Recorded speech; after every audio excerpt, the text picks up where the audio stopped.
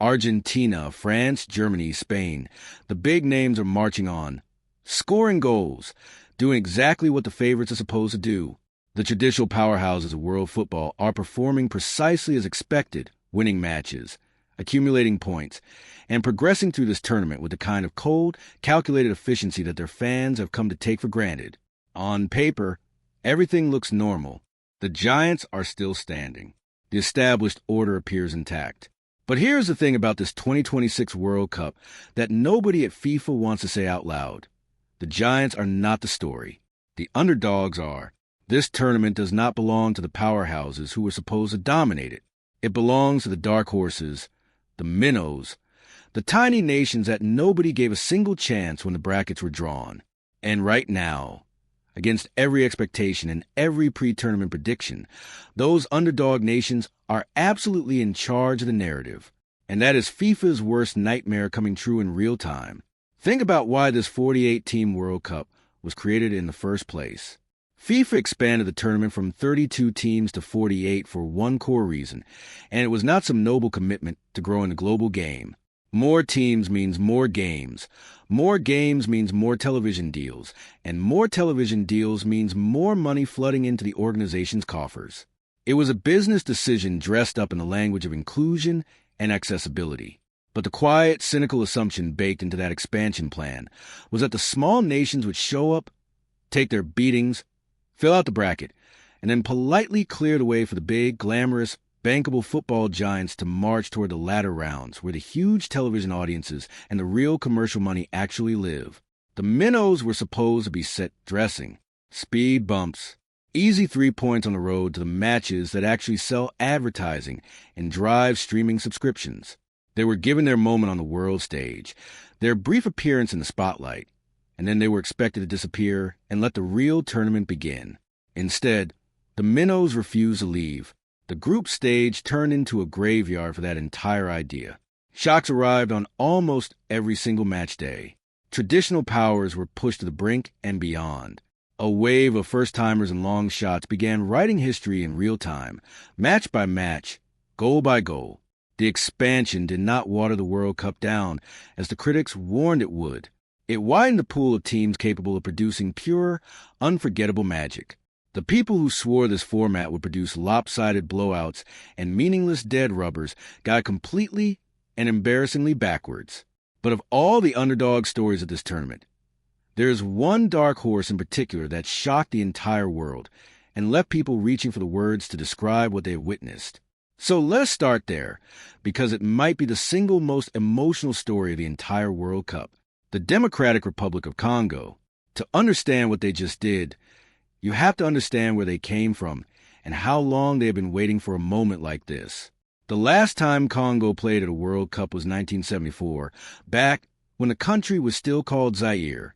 They were the first sub-Saharan African nation ever to appear at the tournament, making history simply by being there. But then the football happened. They lost all 3 of their group games by a combined score of 14-0. A brutal, humiliating exit that left scars running deep into the soul of Congolese football. And then for 52 long years, nothing. No World Cup. No return to the biggest stage in the sport. Just a footballing wilderness stretching across more than half a century. So when Congo showed up in 2026 and held Cristiano Ronaldo's Portugal to a 1-1 draw in their opening match, that alone felt like a miracle. A 1-0 loss to Colombia then left them teetering on the edge of elimination before everything came down to their final group game against Uzbekistan. Win, and they would reach the knockout round of a World Cup for the very first time in their history. Lose or draw, and they would be going home having taken some pride from the tournament, but ultimately following the path that FIFA's model quietly assumed they would always follow. Before we even get to what happened on the pitch, there's a detail that tells you everything about how messy this World Cup has been off it. Congo's most famous supporter is a fan known as Lumumba Veya, a man who had become a genuine symbol in the stands, instantly recognizable across the footballing world for the way he stands completely, eerily still during matches, while everyone around him loses their minds. He is an icon for the Leopards, a figure who embodies the spirit of Congolese football fandom at its most passionate and devoted. For the biggest match in his nation's modern footballing history, he was not there. His visa to enter the United States was not approved. Let that sink in for a moment. On a night when Congo made history, their most iconic supporter was stuck on the wrong side of a border watching from home because the host country and the organization running this tournament could not get their entry process sorted out. And he was far from an isolated case. This has been a running and deeply uncomfortable theme of the 2026 World Cup. Fans with legitimate tickets denied visas. Supporters locked out entirely. Even officials from participating nations turned away at the border. FIFA sold the world a united tournament spread across 3 countries, celebrating football's global family. And then a significant portion of the actual people who make the World Cup, whether could not physically get inside the country, be part of it. One of the defining images of Congo's greatest night was therefore an absence. The empty space where their most famous fans should have been standing, perfectly still, watching history unfold. Now the match itself, and the weight these players were carrying was almost unimaginable. Hours before kickoff, the president of Congo released a statement telling the team that more than 100 million Congolese citizens stood behind them. Families, elders, soldiers, workers, children, the diaspora scattered across the world. All of it channeled through 11 men on a football pitch in the United States. The pressure was crushing before a single ball had been kicked, and at first they buckled under it. Striker Yohan Wissa admitted afterward that they started terribly, weighed down by the sheer magnitude of what the moment represented.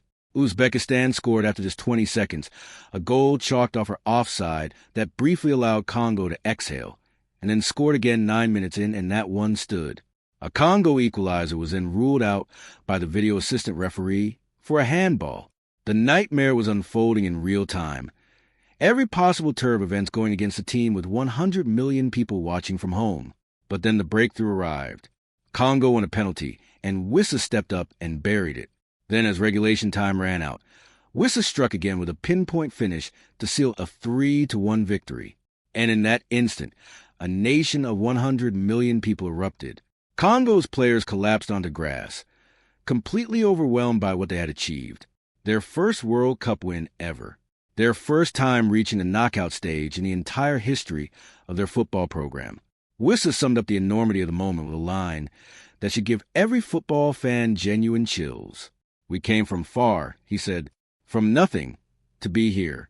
Now we write our story with a black pen, and we need to be proud. From nothing to the last 32 of the biggest football tournament on earth. Their reward is a date with England, one of the strongest teams in this competition." And Wissa, in the way that only a man riding the highest wave of his career can, would not have it any other way. "We deserve to play against England," he said. "Lions are waiting for us. Leopards, we know how to react. Congo are not alone, not even close. You already know about Cape Verde, the island nation of 500,000 people that drew with Spain, drew with Uruguay, and finished second in their group to reach the knockouts on their debut without winning a single game. The smallest country by population ever to advance from the group stage of a World Cup. But the broader pattern is even more staggering than any individual story. African football just delivered one of its greatest World Cup performances in history. Of the 10 African nations at this tournament, only Tunisia failed to reach the second round, 9 out of 10 advancing. Morocco, Senegal, Ghana, Egypt, Cote d'Ivoire, South Africa, Cape Verde, Algeria, and DR Congo, an entire continent refusing to be the easy 3 points that FIFA's expansion model had quietly budgeted for. South Africa beat South Korea in a straight winner-take-second-place shootout. Ghana denied England all 3 points when England needed them most. Ecuador stunned Germany. The Giants kept getting bloodied by teams they were supposed to brush aside with barely a second thought. But perhaps the most heartwarming dark horse story of the whole tournament belongs to a co-host, Canada, because this is a team with a genuinely brutal World Cup history. Before 2026, Canada had played at the World Cup and never scored a single goal, not one, in their entire existence as a football nation at this level. Partly the cruel reality of being a country where the climate makes year-round football development almost impossible. Partly the long shadow of other sports dominating the national consciousness. But Canada in 2026 is a completely different proposition. In their first game they drew, and finally scored their first ever World Cup goal. Then in their second, they did not just win, they obliterated their opponents 6-0, their first World Cup victory ever, followed by advancement out of the group for the first time in history. 3 records shattered in the space of a week on home soil in front of their own supporters. Meanwhile, the other North American co-host has been quietly doing something even more impressive. Mexico went out and won all 3 of their group games, a perfect 9 points, positioning themselves as one of the most informed teams in the entire tournament. The co-hosts are not here to make up the numbers. So bring it all back to the central tension of this tournament, because this is the part that really stings for FIFA and their original vision.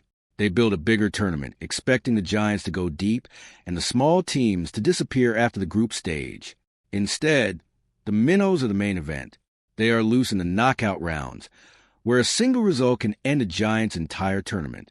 Congo face England. Cape Verde face Messi's Argentina. Every one of these underdog nations is now standing directly between a glamorous, profitable, commercially valuable favorite and the next round.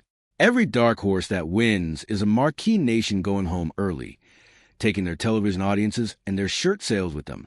The further these teams run, the more the carefully planned, money-friendly, commercially optimized bracket gets blown to pieces.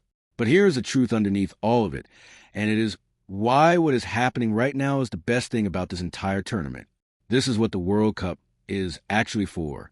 Not just the Argentinas of France is stomping through with cold certainty, collecting wins as if running through a well-rehearsed routine. It is for the Congos, the teams living out the dreams of 100 million people during their rare, precious, once-in-a-generation moment in the sun. A team that lost 14-0 across 3 games in 1974, now dropping to the turf in tears in 2026 because they finally made it to the round that matters. FIFA wanted a tournament for the giants. What they got is a tournament for everyone. And honestly, it is so much better this way.